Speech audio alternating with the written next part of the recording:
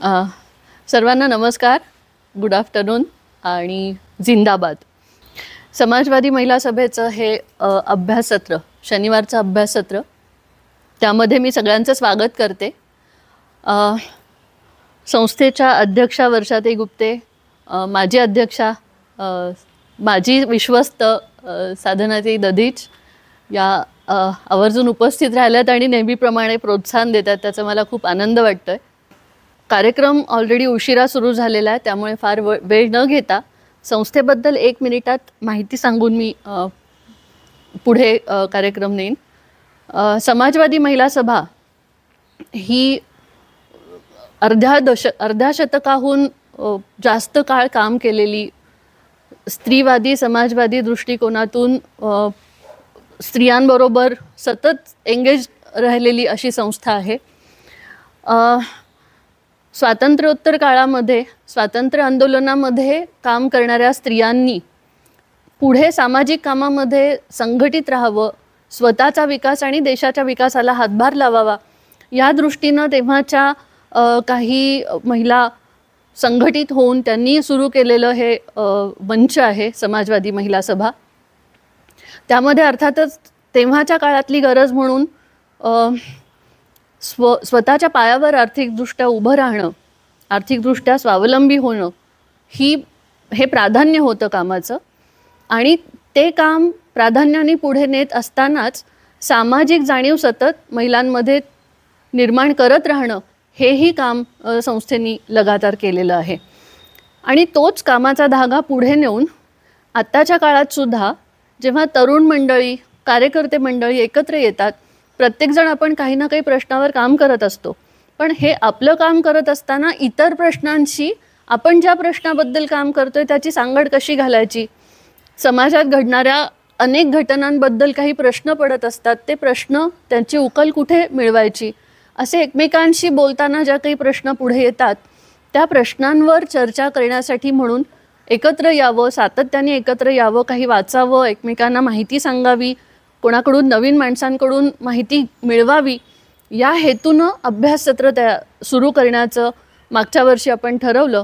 आणि मला आनंद होतो आहे की 17हून अधिक अभ्याससत्र आत्तापर्यंत झालेली आहेत. त्या अभ्याससत्राचं एक आजचं अभ्याससत्र, आजच्या विषयासाठी आपण इथे जमलेलो आहोत. मी आजचे वक्ते प्रियदर्शिनीताई यांचं स्वागत करते समाजवादी महिला सभेतर्फे. आपल्या सर्वांचंही स्वागत करते आणि आपली मैत्रीण विशाखा हिला विनंती करते की आजच्या वक्त्या प्रियदर्शिनीताई यांची सर्वांना ओळख करून द्यावी. आणि प्रियदर्शिनीताईंना पण आताच ॲडव्हान्समध्ये रिक्वेस्ट करते की आपली ओळख झाल्यानंतर आपण सत्र सुरू केलं तरी चालेल. पुन्हा एकदा सर्वांची माफी मागते सत्र उशिरा सुरू झाल्याबद्दल. आणि विशाखा.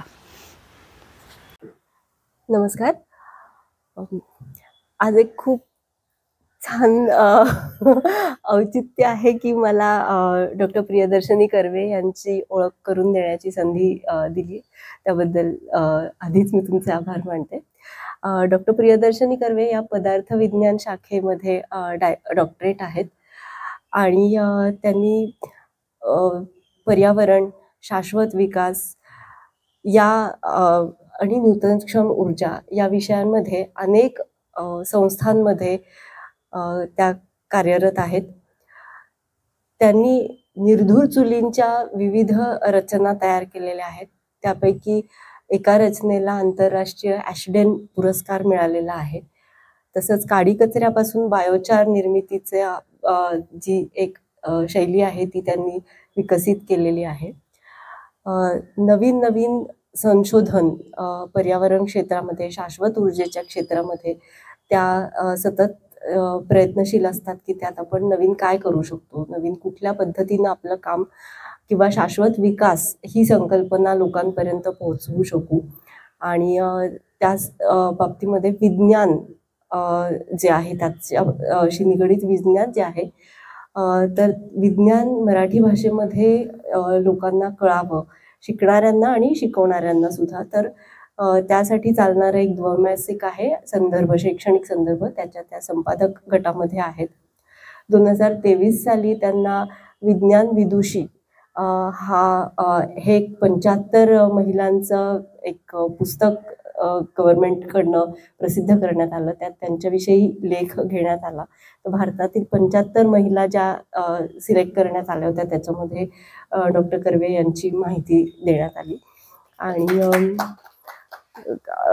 शहरी लोकांच्या जी लाईफस्टाईल आहे त्याच्या कार्बन उत्सर्जन किती होतं हे जर का आपल्याला मोजायचं असेल तर त्याचं एक अत्यंत सोपं असं कॅल्क्युलेटर त्यांनी डेव्हलप केलेलं आहे. त्याला समुचित कार्बन फुटप्रिंट कॅल्क्युलेटर असं म्हणतात. आणि त्याच्या मदतीनं आपल्या जीवनाचा पर्यावरणावरती नक्की काय परिणाम होतो हे कॅल्क्युलेट करता येतं. तर आज आपण त्यांच्याकडनं पर्यावरणाचा मनुष्य केंद्री विचार ही संकल्पना समजून घेणार आहोत. आणि त्यांना आमंत्रित करते त्यांचं सत्र सुरू करायला. धन्यवाद. धन्यवाद.